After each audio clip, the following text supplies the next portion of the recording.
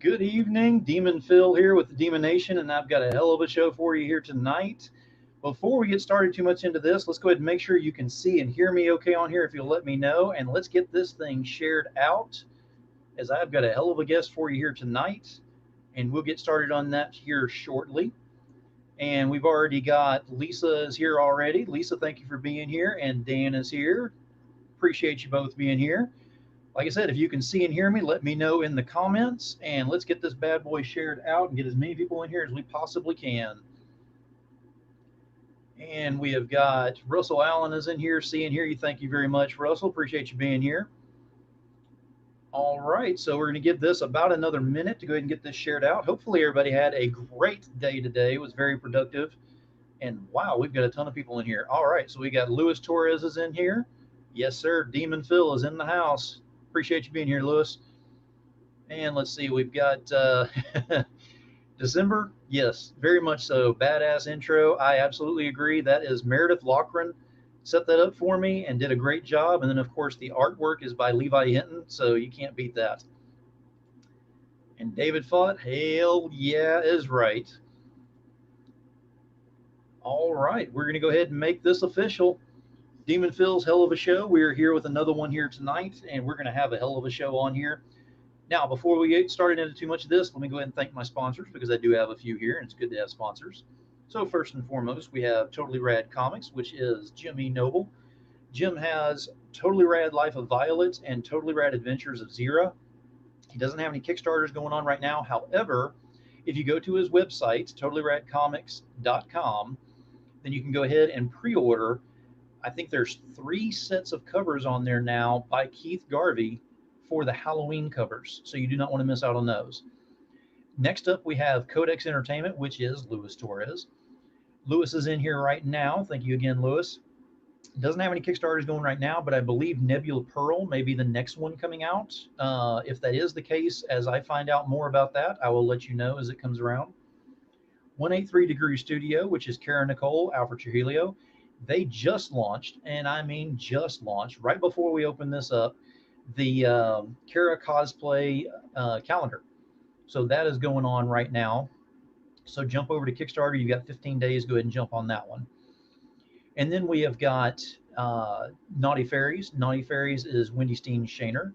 Wendy Steen Shaner doesn't have a Kickstarter going on right now with that. However, you see up here at the top where it says Comic Unity 2020, that is Wendy Steen Shaner, Tom Hutchison, and CB Zane, the 3 behind that comic event that is going on right now, a 30-day con that I believe is in day 6, if I'm not mistaken. So do not miss out on that one. And we also have Third Empire. Third Empire doesn't have anything going on right now. They finished up with Mojo Rising. They have more coming out here shortly. So be on the lookout for that, and I will let you know as that comes available. And then finally, we have Nine Realms Publishing. Nine Realms Publishing is Elysian Fields. Elysian Fields Pyramid Gambit launches on September 22nd, which is a Tuesday. We will be live on IndieVolt. I will not have a regular Hell of a Show that night. We are incorporating Hell of a Show and IndieVolt together to go ahead and launch Elysian Fields Pyramid Gambit. So do not miss out on that one. That being said, we've got all of our sponsors out of the way, and we're about to have some fun with this. So let me go ahead and bring in our guest. Here is Jesse Wichmann. What's happening, guys? Thank you, Demon Phil, for having me on tonight. And I hope everybody is doing awesome out there. I know there's been a lot of crazy weather across the country, especially down south, like where Phil is, and even further south, down by the Gulf. I know all of that is, I'm up in New York, also all of that is about to blow up to where I am coming in the next few days. So thank you for that. Yeah, exactly. I mean, it's been, it wasn't bad going through here. It was just a lot of rain. Yeah. The wind is nothing. But then again, I'm from Houston area, so this is this is no kind of weather to us. This is like a Tuesday. So before we get too involved in all this and everything, if there is anybody out there, and I don't know why there is, but if there is somebody out there that doesn't know who you are, go ahead and let them know briefly, who you are, what you do, and where to find you. Awesome. All right. My name is Jesse Wichmann. Right now, I'm coming to you live from the Wild Room. That is my home studio. I am a comic book and tattoo artist, and I've been working professionally in comics for about a decade. I've been tattooing for about 7 years, and you can find me at jessewichmann.com. That's all my artwork is out there. Tattoo is out there. I've got a full web store for all the comic collectors, art galleries for, past, present, future art, and then the same thing with tattoo. And then you can find me online on all the socials, Jesse.Wichmann on Facebook and Instagram, J Wichmann Art over on Twitter. I think I'm on DeviantArt, J Wichmann on DeviantArt. I don't even know. If you go to the website, they're all there. There's all the different links. So, yeah. Very cool. And we'll be bringing up that website here shortly as well. So before we get started into all of the regular questions on here, I always like to go ahead and ask a few questions just to kind of get to know the guest a little bit more. So I'm going to hit you with a few questions on here just to kind of break the ice, basically. Okay. First thing we want to know is, what would be your breakfast of choice? My breakfast of choice is nothing. I eat lunch. Eggs, sausage, bacon, bagels. That's if I actually get around to eating breakfast, but more often than not, I just plow straight through and then I eat a really awesome lunch. So kick-ass lunch would be, burger, fries, hot dog, cherry Coke from Five Guys. Sometimes I feel healthy. I have to have a salad with extra chicken and soup. So I'll go over to like Panera, but I'm happy even just eating a frozen pizza. I'm kind of like a culinary savage when it comes to that stuff. I was actually, before comics, before tattoo, and my other 10,000 jobs that I've had, I was actually a professional chef. So, that was one of those things where we cooked awesome food all day and all night. And so when we would eat, we'd be like, where do you want to eat? Let's go to McDonald's and eat like fried fish sandwiches with extra cheese. So. Exactly. Once you've done it all day and everything, you're like, yeah, I just want to go somewhere else where it's just cheap and easy. Yep. Now, you've kind of mentioned about, the not breakfast and everything. So are you more of a night owl than you are a morning person, or how does that work? Yes. In my old age, it's been dialing back a little bit. I try to have a cutoff at like midnight, 1 a.m. when I go to bed. Then I'm usually up fairly bright and not bushy-tailed at 7 a.m. because I help my wife, get the kids ready, get them out to school, to daycare, and all of that. So typically by that point, I'm on my own by, 9 o'clock, 9:30. And so I just dive right into my day. Recently, I got back into my physical fitness. I decided to slay my dad bod, bring back my rad bod. And so, if I don't train, do my fitness stuff first thing in the morning, like right away, I just won't do it. Like I've tried I'll do it at like 5 o'clock when I clock out of the office. No, that doesn't happen. So do that right away, and then I just sort of get sucked into whatever else I've got going on with the day. And, I'm lucky if I even eat lunch too, half the time. Like I'll just be working away. I'll be like, holy shit, it's 2 o'clock. I got to go eat something before I die. So. This is true. This is true. You get to that point where you're just shaking so much and you're like, why Yep. am I shaking? Oh, that's yeah. right. Like why am I weird? I hear you. I mean, it does happen with that. Now, let me ask you this. What have been some of your favorite comic series, whether growing up, whether recently, something like that? Starting off, like I got into comic books when I was about 10 years old. So, when I was little, I had all the Donald Duck and the Mickey Mouse and the Uncle Scrooge and Archie and that kind of stuff, but that never really connected with me. I just sort of like whatever. And I was 10 years old. I was in the gas station and on the news rack, I was 10 or 11. And then on the newsstand was Batman 465. You guys can go out there and look up that cover. It was a great Norm Brayfogle art on the cover, and it was Batman and Robin. It was like the return of Robin #3, whichever one. I think that was Tim Drake. And they're like on the side of a building. Their spotlight is on them, and like that blew my mind. And so I'm like, will you buy it? It was $1. I don't know how much it costs. Like, will you buy this for me? Will you buy this for me? Like, no, you don't need that trash. And so I went home and I scrounged and I scraped and I looked and I hunted and I came up with $1 worth of, change from around the house. And I'm like, we got to go back to the gas station right now. We got to go back. And you're like, take me to the gas station, take me to the gas station. And thankfully it was still there. And so I was able to purchase it. And so that was the very first, comic that I ever purchased. I didn't get the next one. I didn't have any more money. I didn't know anything about comics at that point. The fact that they came out every month or whatever. And so like that just sort of launched it from there, and then over the course of the next few years, like the whole like X-Men, that kind of explosion with Jim Lee came out. And then all of the Image guys, like they left Marvel, started Image, and that just catapulted it even further. And so from that point on, it was like, this is what I want to do. I don't know how I'm going to do it or what's going to be what, but this is what I got to do. And so, Batman is always sort of, it's like my first love, first thing I ever found in terms of comics. But then for the most part, and like I love X-Men too, from that side of things. But then, because I essentially grew up with all of the Image stuff and the early Image books and artists, that, kind of like the sci-fi, fantasy, the horror-esque, that stuff always sort of resonated the most with me. And, as you can see with a lot of my artwork, that's mostly kind of what I gravitate to, like even if it's set in reality, I still try to put like this sort of like crazy, fantastic twist on it. I give you a little bit of something that you're familiar with, and then I push it, past the limits. Now, being that we're talking about some of your, pushing it past limits and the fantasy twist and everything, I want to go ahead and talk about something else that you do for work as well before we get into the comics and everything, which is Fast Lane Tattoo. Yes. So what do you do exactly with that? How long have you been doing that, and how did you get into it? So that started, it's about 7 years now. It's actually 7.5 years. I'd been in comics for a little bit, and like I was still super new at that point. This is like 2012, 2013. What's happening, Russell? What's up, my dude? And so it was very much still like the new guy. I had been working with Zenoscope at that point. I did some stuff with them. Then I kind of bounced over to BDI, Big Dog Inc. And, I was going pretty strong with them. And it was sort of like, we really like everything that you're doing.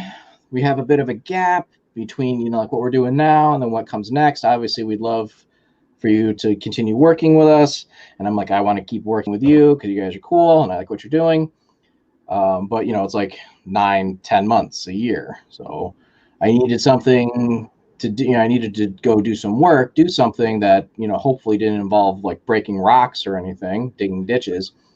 And so it just happened to be that one of the, very good tattoo or one of the best tattoo shops in my area, artists wanted, no tattoo experience preferred, must have an art portfolio, come and hang. I'm like, oh, well, that sounds like me, and I'd always been interested in tattoo and I'd kind of circled it a few times.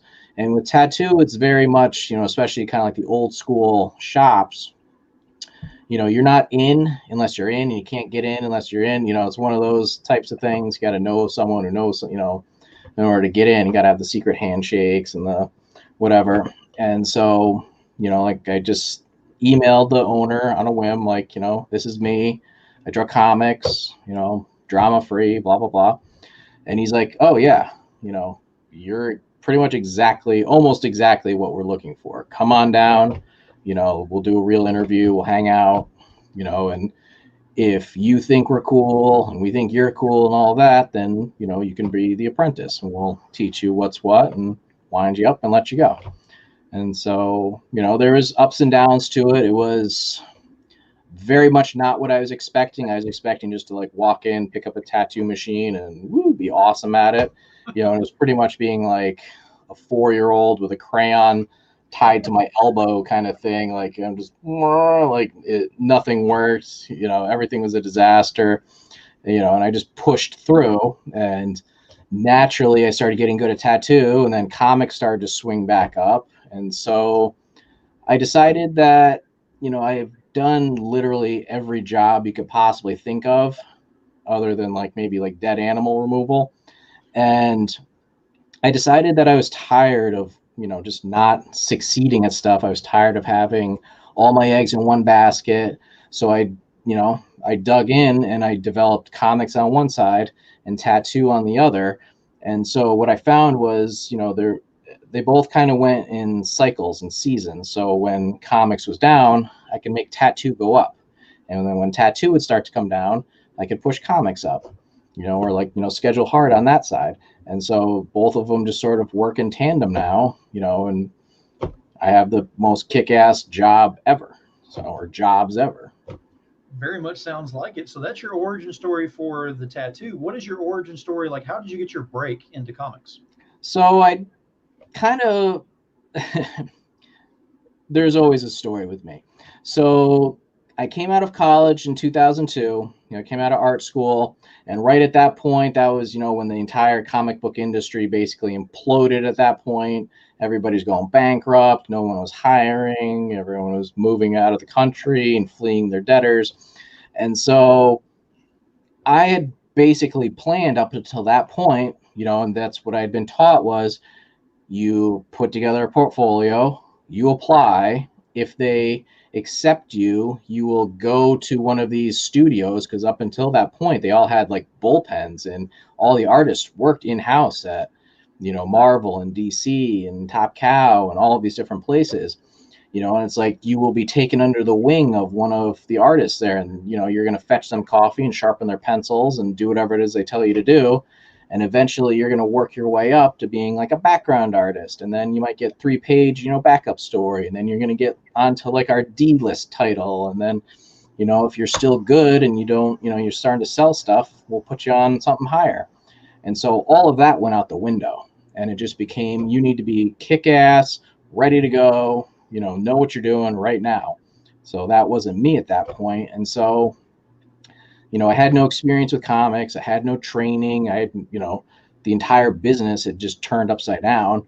And so I did what anyone would do, and I became a waiter. And I got into restauranting, and I almost completely abandoned comics because I was just like, I don't, there's no one out there to help me. I don't know what to do with it.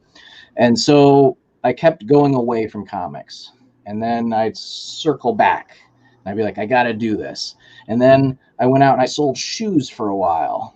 And then I circled back to restauranting, and I became, as I said, a full-time chef. And then I went out and I became an insurance salesman and a mortgage broker. And I sold high-end fashion clothes. And, I've done all these different things, and I kept coming back to comics. So jump up to 2008 or so. I am the graphic design manager for a city newspaper.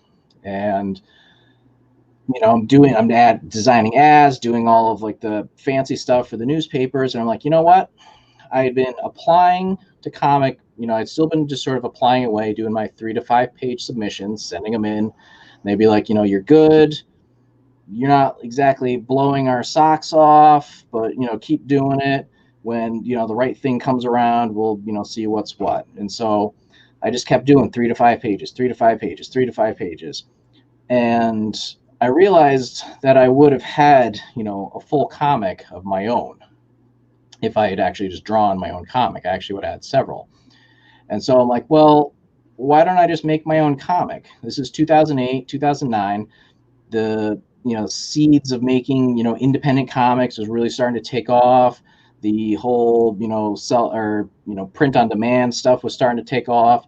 Digital comics, like Graphically and Comixology, had just kind of come out. They were in their beta testing modes at that point.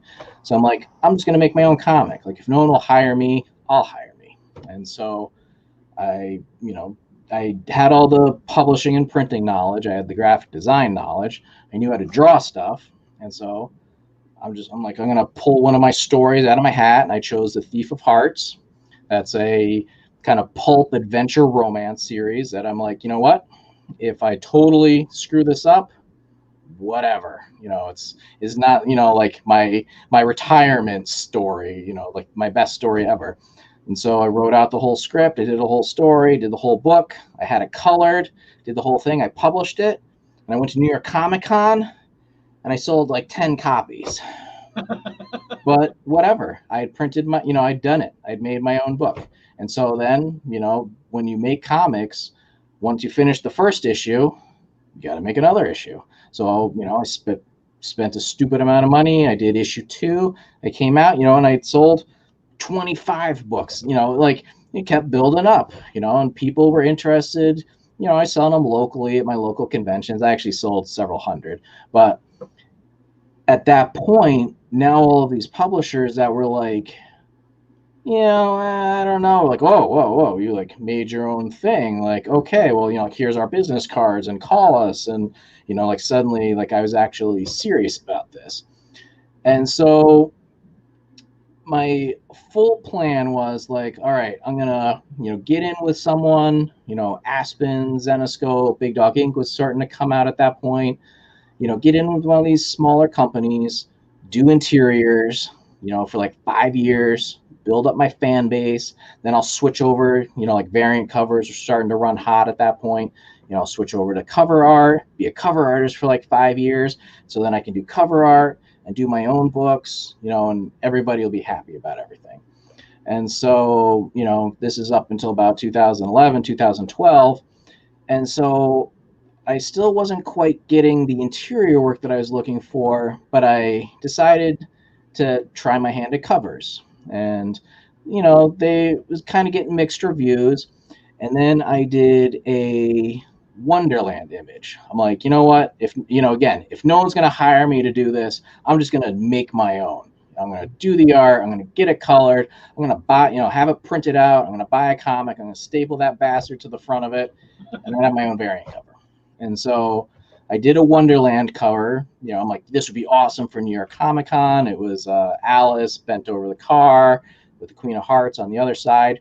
And they were supposed to be like changing on the ferry on their way to New York Comic Con. And you, the viewer, kind of like walked up on them as they're like half naked, And so I just put that up online, and a color artist, Ula Moss, contacted me. And she's like, I don't know who you are or where you came from, but this is awesome.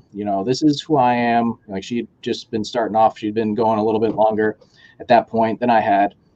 This is who I am. I would love to color this for you. It's free. I've got some time. Send me the art, send me some notes, and I'll do it.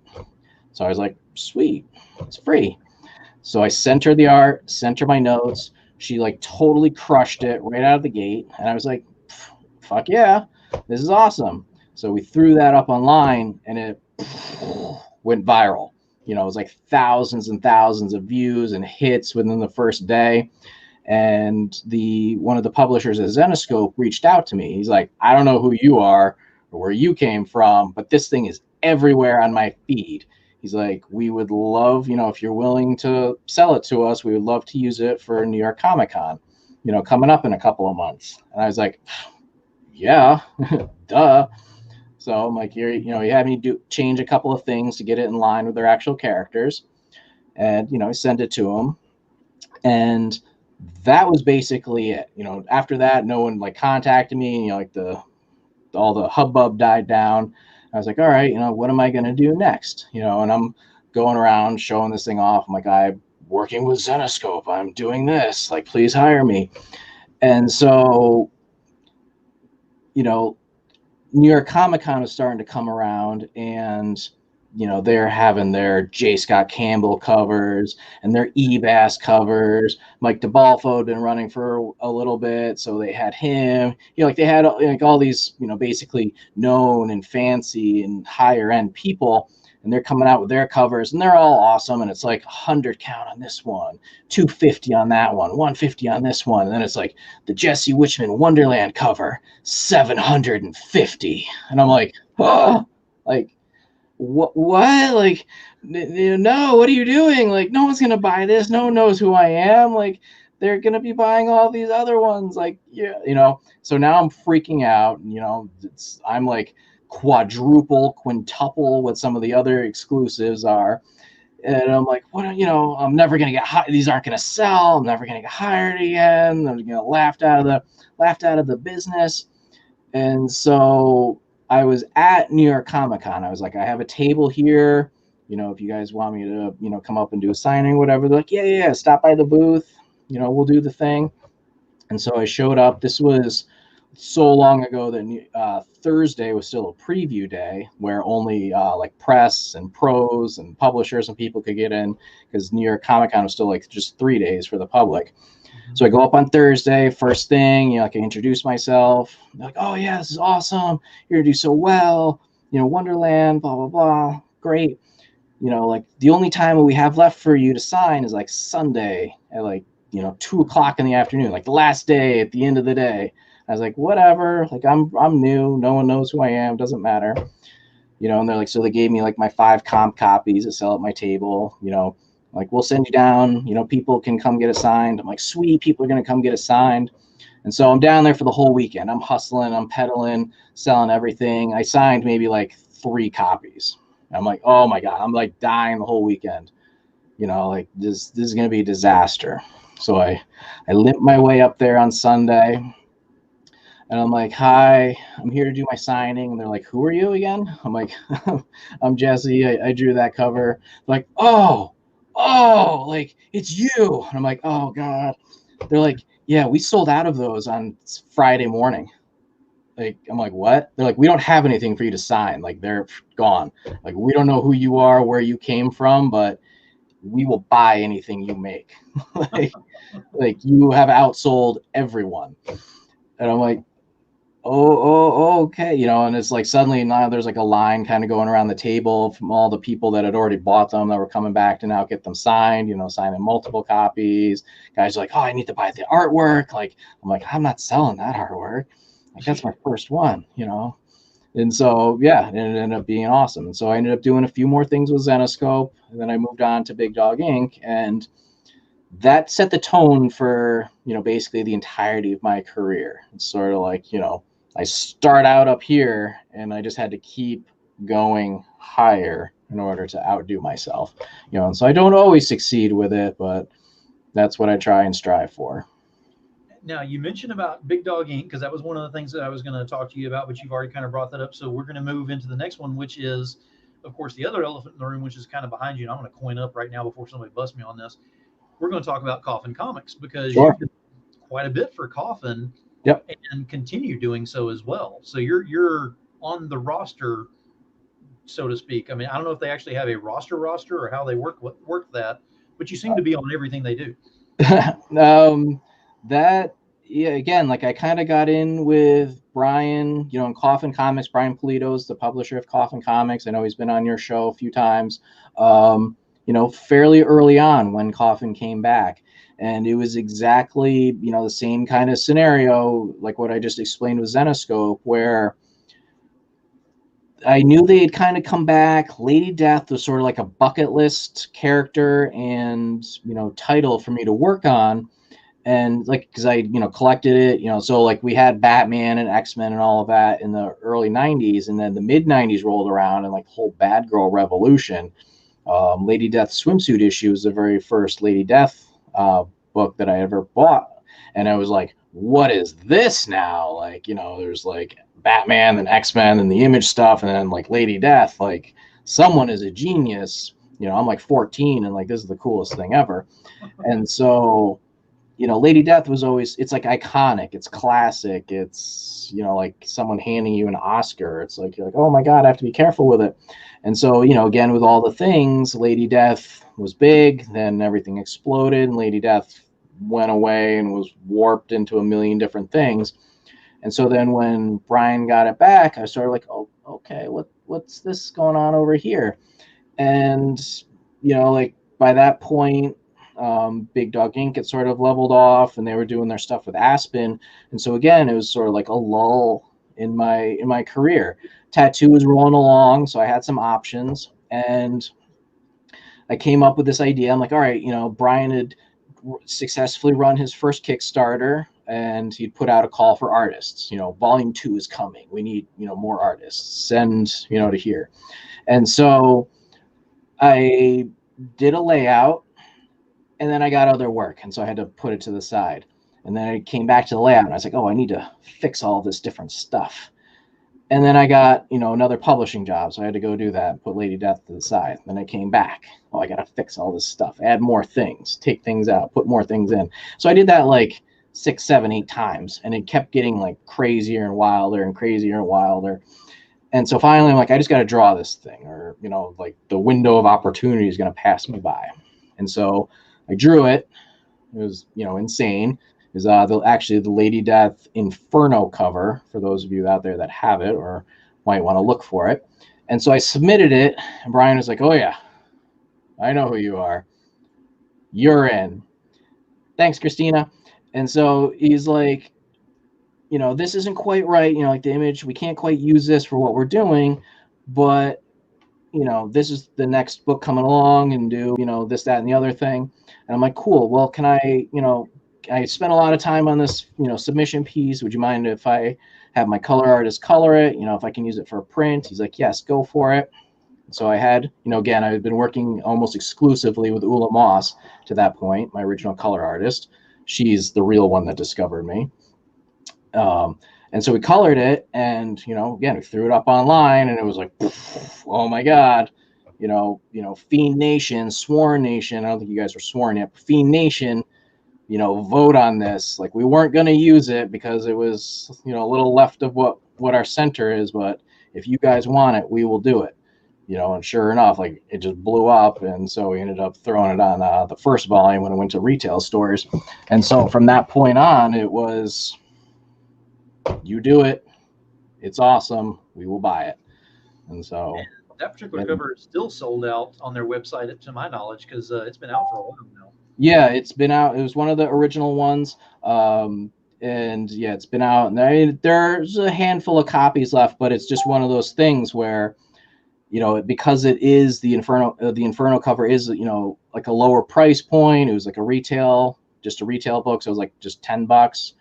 And so everywhere I go, my copies that I have, they sell out, for every convention that I'm at, when I'm online, people are like, oh, I need that. Oh, I need that. Oh, I need that. So even when I'm at conventions, hopefully those come back. But when I'm at conventions, people are like, oh, Lady Death. Like, I used to read that in the 90s. I remember that. And I'm like, awesome. So this is Lady Death, Volume 1.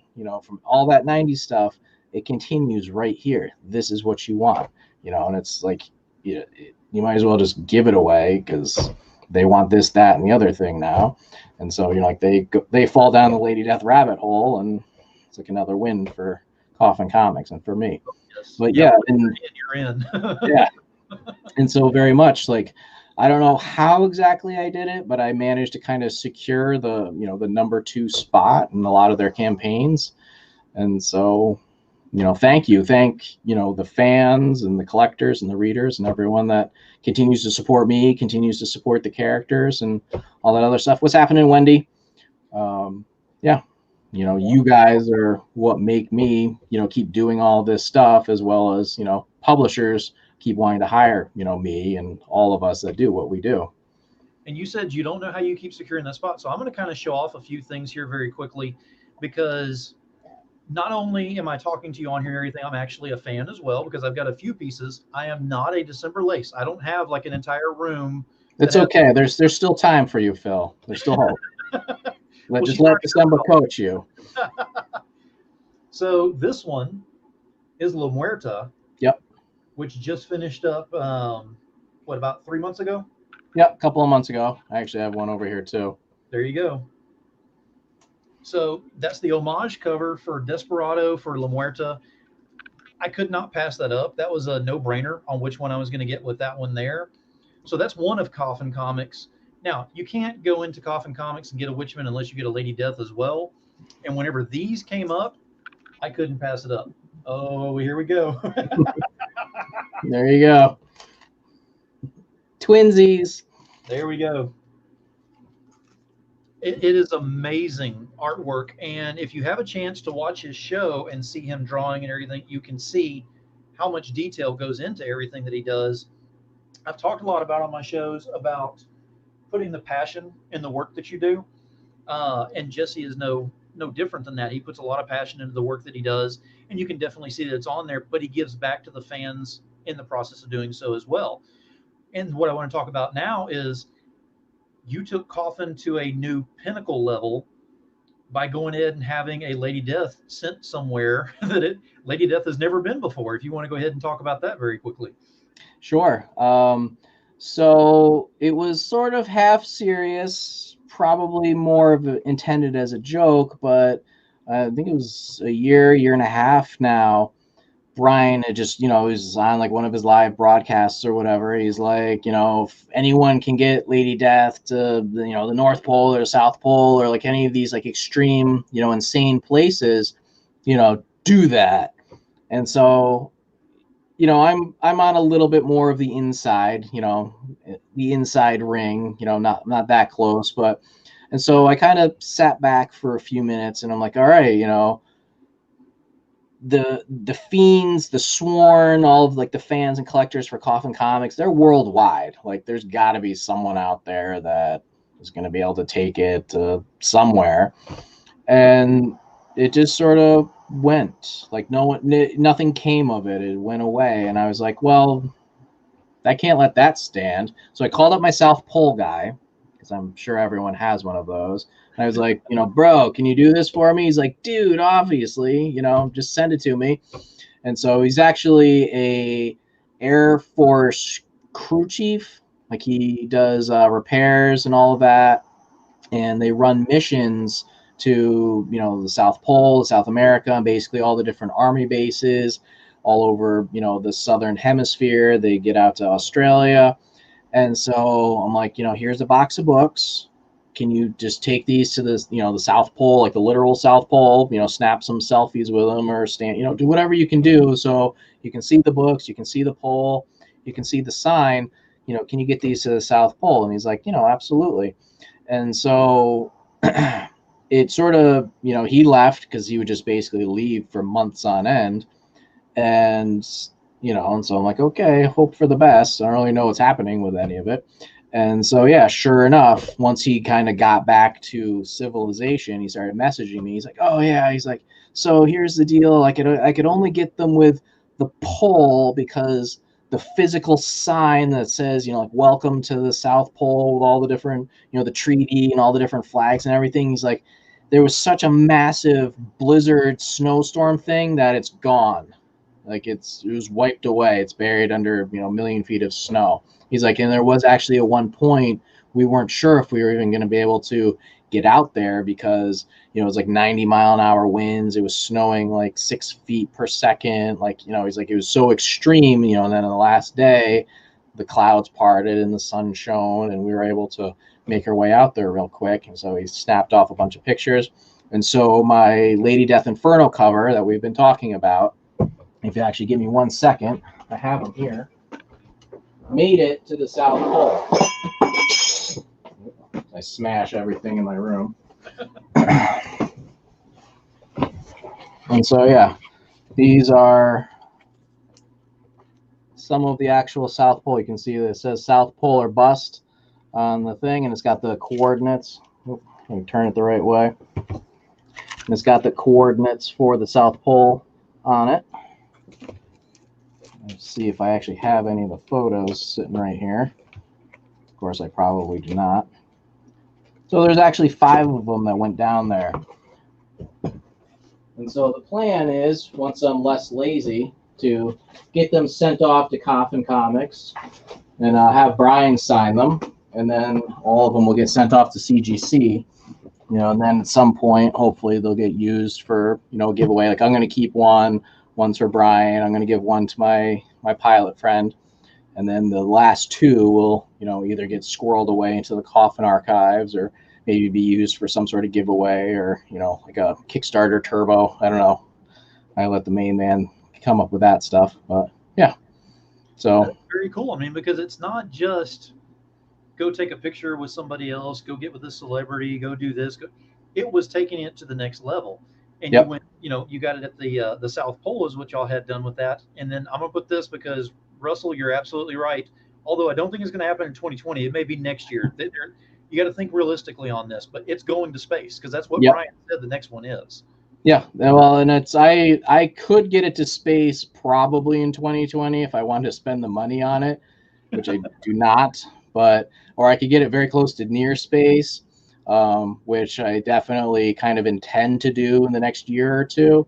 But hey, if anyone out there knows like an International Space Station person or an astronaut, hit me up. That's right. I don't know, but although, like every great franchise, I feel kind of jumps the shark when it goes to space. Like Jason in space, Hellraiser in space. I think Fast and the Furious 9 is going to go to space. So, Pretty much. Sharknado, yeah, Sharknado and space sharks. So, I don't know. We'll see. We'll see how that goes. Once you go into space, I mean, look what it did for all them. And Rob says, hell no, they would look great in my collection. I'm sure if there's a price tag attached to them, they would love for them to be in your collection. I've gotten some substantial offers that I've had to, like stick to my principles, stick to the plan, don't go off script. So yeah, I've had some of my heavy duty collectors like, show up and be like, hey, you remember me? You remember how much support I've shown you? So, in all the time that you've been doing this and doing the covers and doing all this work, what has been some of the more challenging pieces that you've had to do that have taken you out of your wheelhouse? Each one is actually a little bit more challenging than the last, just in the fact that, everyone has, I've taken them to here. And so I gotta, now I gotta get them up to here. And so, what am I going to do next that's going to, be bigger and better and crazier and wilder, sexier, whatever than the last thing. And so it's gotten to a point where, and when I create these pieces, like it would be very easy for me to just kind of go like the Playboy route or the Alberto Vargas route, just, like the girl posed and, frozen in time and space and frame. And everyone else was doing that. That's what, when all the variant stuff and all, all the sexy covers were getting big, that's what everybody was doing. And so I decided to, everyone was zigging, so I decided to zag. And I wanted to try and tell a story within each cover to capture or evoke some sort of, like emotional response. And so with the sexy stuff, I tried to, create a little bit of a voyeurism aspect to it, that you are coming upon this, the situation, the scenario that's happening, and you don't know quite what to do. There's a beautiful half naked woman in a pool of blood with dead bodies hanging down behind her. Are you gonna run away, or maybe are you gonna get into the pool with her? Because and so it was always kind of creating these scenarios, these what if scenarios, like inviting you into that image. I wanted you to, kind of experience it. With my second cover for Zenoscope, my kind of infamous hot tub cover, it was the same kind of thing. Like, you just walked into this room and there's butt-ass naked Sella covered in soap suds, blowing soap at you, showering herself, like you're about to jump into that hot tub, lickety split. And so it was, always kind of searching and striving for, what can I do next? Can I scare you? Can I, make you feel love, make you, feel lust? Can I do this? Can I do that? And so that was always kind of part of the challenge for me, because, applying that, but then still making it, like the sexy stuff that's going to sell, or, like the beautiful stuff that's going to sell, putting all of that together, kind of a cohesive thing where I'm not just, like crazy artist guy, like coming up with these abstract things. Because, at the end of the day, the publishers, your clients, they hire you. They want you to do some, they want you to help them sell their product. So as crazy as my ideas are, I have to be able to help them to do that, because if I fail at it, they're probably not going to hire me ever again. So, helping them to, take their stuff to that next level while still, doing what I want to do with it, and, just kind of finding that common ground, that's oftentimes a challenge. And, eventually, if you're really, really good at this, which I've, come to be, toot my own horn there, but I am my own biggest fan first, you kind of get a lot of leeway. Publishers, especially the ones that you work with often, they trust you. They know that, this is their baby, but they're going to hand it to you and you're going to treat it, with care, like it's your own. and you're going to make something awesome for them and for the readers and the fans. So that for me has always sort of been the biggest challenge. Very cool. Now, you keep mentioning about raising that bar and everything, so I got to ask you, what's your bucket list item that you want to get to that you're actually going to raise that bar where it's going to be like, I can't even believe I even did that scenario? For me at this point, so like I killed it for BDI. I've done the awesome stuff for Coffin Comics. I did the stuff for Zenoscope, and I did some stuff for Aspen. For me now, I'm starting to turn a lot of that inward. So I've done amazing things for these other creators, these other publishers. Can I do that for myself? Either take their characters or do it for myself, publish my own stuff, do it for myself. So starting last year, 2019, I started to release my own Jesse Wichmann exclusive branded variants. I started with Lady Mechanica, the latest volume of Lady Mechanica Sangri. So I had a #1 there. When Vampirella came back with like 7 million different variant covers, I had one of those. And so I've just been kind of building on it from there. I was originally supposed to have Fathom. Fathom was supposed to come back in the spring.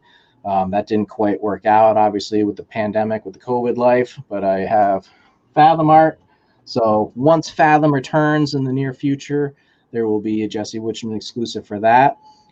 Princesses versus Zombies. You can see some of them displayed up here behind me. The latest title from Big Dog Inc. I will have some stuff for that. So it's been, turn it the right way. So the challenge has been to basically, like I said, do what I do for me with their characters. And then from there, my goal is to just keep building up. So like I said, I just finished Fathom. I did the Princesses versus Zombies stuff. I just finished some Soulfire art. So I'll have hopefully a Soulfire exclusive from Aspen. And from there, I'm looking to potentially tackle Top Cow because they're coming back with some of their classic core titles like Witchblade, The Darkness, Angelus, Aphrodite 9. And after that, my goals are set squarely on self-publishing my own stuff. So I'm going to bring back The Thief of Hearts, the book that I started it all essentially for me. I'm relaunching that whole series. And then I want to tackle Marvel and DC. So basically doing Marvel and DC variants, Jesse Wichmann branded Marvel and DC variants, and hopefully run a handful of Kickstarters each year with my own stuff. And that's sort of, the peak for me right now. That's what I'm shooting for. That's a lot that you get going. You've got a great plan to get there, and you've already got the momentum. So as long as you got the momentum and the tempo, now's the best time while the iron's hot to go ahead and strike with it. Exactly. All the time in the world because everything's kind of paused to a degree. So it kind of gives you a unique opportunity to get out there more. Yeah, and that's what like making lemonade out of lemons, in this kind of insane, situation that we've been living in this year is that while unfortunately, it has shut down conventions, and all the live appearance stuff. A lot of different publishers have, kind of had to completely reevaluate and reconfigure what their whole plans were. It has afforded me now time because, it's almost like hit the pause button on having, to work and life and all of that. And, it's sort of like, well, if we just make some of these minor adjustments, now suddenly we're all doing these online shows. So we've pivoted from conventions to doing online shows, and everyone Kickstarter is almost gone to its own next level as far an Indiegogo. People using the crowd funding platforms and all of that, and so the infrastructure is there. Like the ability to make hay while the sun is shining is there. You just got to go out and do it. So that's what I'm getting after. Now, we've mentioned a couple of times about, with the conventions not being here right now and everything. So what I like to go ahead and bring up on my shows is what are some of your favorite con memories or moments that you've had in the past? Ooh, boy. So there was one time at New York Comic Con where I decided to be cheap about, my my housing accommodations, and I stayed in a hostel in downtown Chelsea. That was exciting. It was $80 a night. I was in the middle of Manhattan, and I was pretty much certain that the FBI was going to bust in at any moment to rescue 1,000 Chinese slaves. And so literally, it was a humongous room with 12-foot ceilings, and it was plywood. It was 6 foot wide by about 6 feet high, and or 6 feet long by about 5 feet wide, and a 6 feet high plywood box with a door. And it was like a lofted mattress. You could, put your luggage underneath the bed frame. The door didn't even open up all the way. There's just an extension cord coming down to the light. It was literally a place where dreams went to die. I'm pretty sure I heard people crying. Someone fell down the stairs. It was nuts, but it was crazy. There was another time I stayed again in New York Comic Con. A lot of my stories seem to happen in New York. I almost fell out of the shuttle bus in the Lincoln Tunnel. We were staying in the, again, the inexpensive hotel that was across the river in New Jersey, and they just crammed everybody into this shuttle bus.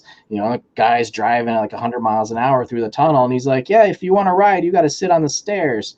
And so I'm sitting on the bus stairs, my feet are on the bottom step. We're hauling ass through the Lincoln Tunnel, and the doors just opened up, and you hit a bump, and I leaped forward, and I grabbed onto the handles. But yeah, I almost got shot out into the Lincoln Tunnel at 60 miles an hour in the middle of the night. And they probably would have just left me and kept on going. So they'd leave you, and everyone else just keep driving on past. Nobody knows. Just oh well, that guy's gone. So hey, we got a seat up here on the steps if anyone wants leg room. So but it's been all sorts. I have a fold down dolly cart, push cart. I've had that thing loaded with 15 short boxes, and I'm pushing them up the hill, going 5 miles. Then you go and read the review of the push cart afterwards. It's yeah, if you put anything heavy on it, the wheels break off. So it's dodge that bullet. So yeah, I've pushed carts all over the place. Avoided accidents. I've gotten stranded. Yeah. Knock on wood, because whenever the cons do come back, we don't want to hear that you've been in the tunnel since then. Yeah, that I got left in the tunnel. No, I'm a little bit older now. I'm a little bit wiser, a little bit more conservative in my choices. So, I try to, I go down a day early. I fly in a day early. I ship all of my stuff. I try to keep it as low stress, low key as I possibly can. So I'm just there. All my stuff gets delivered. I set up. So let me ask you this, because we've actually got a few people in here that I know we got some new ones that are starting to break out into the business and everything. Sure. So what advice would you give to people who are coming into the business and starting out and trying to get their origin story going? Persevere. That's the big one, is that, you do, and you're good enough, and you try, but there's no financial stability to you in terms of, yes, I like your work, but will anybody else like your work? I don't know if, I can sell what you do. And so what they look for is people who are not just a flash in the pan. And so that's where that, submitting, kind of staying in, a publisher or an editor's radar, by going away, taking what they tell you, go away, come back with, changes, with something better. Because they want to know that you're in this, that you're dedicated, because, once you do those 3 to 5 pages and you get accepted and you get pulled in, after you do 3 to 5 pages, then you got to do another 3 to 5 pages. And, you got to do 20 pages or 22 pages, whatever it is now. And then when that one's done, you got to do 20 more pages. And then you got to do, a couple of covers and some promos and this and that. And so as awesome as drawing comics is, one thing that you just have to remember is that this is a job, and, you're here to not just make art, but, make money for your clients, for your publishers, help them be successful. And that in turn helps you be successful. And so, just stay active, push through, collect no's, as I like to say. The person that eats the biggest pile of shit the fastest wins, because you're just collecting all of those no's until you get to that yes. And once you get that yes, that's awesome. Now you've got to get another yes and another yes. And you got to turn, that one yes into two yeses and two into four, and just keep pushing through. And so that's sort of, like that perseverance. That's what, publishers and the people that, the decision makers, they like to see, the gatekeepers. That's what impresses them. After that, don't worry about what anybody else is doing. So don't worry about what your competition is doing or your colleagues. Don't worry about, like what your heroes are doing. You can admire them, pay whatever respect you feel that you need to pay to them, but you focus on you. I'm a very firm believer that we all only actually have 100% energy. Everyone's like, oh, I'm going to give it 150% or 1,000%. We only have 100%. That's it. No more, no less. And so if you spend some of that energy worrying what person A is doing, what person B is doing, and person C and person D, now suddenly you're at 75% for yourself. And you want to put 100% into this, especially kind of when you're getting started. And so you can see what they're doing, keep an eye on what people are doing out of the corner of your eye, but don't worry about them. Focus on you. When you are done, when you are happy with what you have, then you can look. Because you can be like, oh man, this guy is doing like crazy backgrounds, so I got to lift my background game. Or this guy is, doing crazy costume design, so maybe I want to, show him up and, raise my costume game. But again, you're just focusing back on yourself, lifting yourself. After that, keep your pencil sharp. I don't know. I work digitally a lot now, so there's not a applicable thing for that. Keep it sharp. Practice. When you think you've practiced enough, practice more. Those were kind of sage pieces of advice that I had collected. So that's what I try to pass on to the next generation or the new folks. Very cool. Jesse, we have had a blast having you on here, getting to know you and seeing some of your stuff and talking about, different projects and all. And I could keep you on here all night, but we're going to go ahead and we'll shut this down for now because I know you're probably busy and got all kinds of projects you're working on as well. If you want to go ahead and give us a last shout out on where we can find you on this, we certainly appreciate you being on here tonight too. Absolutely. And thank you very much for having me on. Like I always like to thank people for thinking of me because, as for long as I've been doing this, I still kind of consider myself, new, like, no one really even knows who I am. So that's something that always, is funny to me when I go to conventions or I go over here, go there, people are like, oh my God, you're you. And I'm like, well, who am I? Like, I'm just me. And so, so thank you for having me on. Thank you for everyone that, took time out of their day, took time out of their night to come and, hang out with us here on Facebook and YouTube and wherever else. My name is Jesse Wichmann. I'm from the Wild Room, Wild Room Press, Wild Room Tattoo. You can find me at jessewichmann.com. I'm on all of the social media channels, Facebook, jesse.wichmann, Instagram, jesse.wichmann. I'm over on Twitter once in a while, DeviantArt. So, you can chat me up on the socials. The website is a full gallery, web store, all that good stuff. You can sign up for my newsletter there. You can send me a message directly through the website. I run and manage all of that, so it comes straight to me. And yeah, I'm just here to have fun, make kick-ass art, meet some cool people, sell some stuff, eat some bad food. So Nothing wrong with that whatsoever. Well, I certainly appreciate you being on here tonight. I'm going to go ahead and drop you backstage for now, but I'll be back here shortly. I'm going to do my closing statements, but thank you again for being here. Thank you much. Have a great night. All right. We had Jesse Wichmann up here. We had a great show. We got to know him a lot more and a lot more of what he's doing and how he feels about certain things. I always have a closing statement. Tonight's not going to be different, and I always try to base that on the interview itself, and I'm actually going to do that tonight as well. So my closing statement is based on personal growth. Now, everyone knows I never script anything. I never write anything down while I'm doing this and everything. I just go based on what I think is going to be a good closing statement on there, and I think this is going to be a really good one. Personal growth. So Jesse's saying he's here. He's always wanting to push himself higher and higher. So with us, just in regular life and everything, not just the comics, but in regular life, how do you go ahead and move yourself from here to here?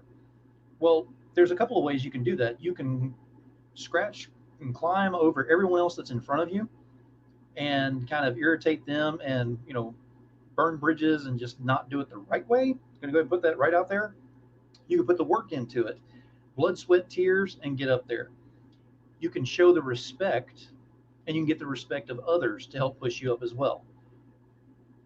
Choose your direction wisely, because it'll always come back somehow, some way to fall out from underneath you if you don't do it the right way.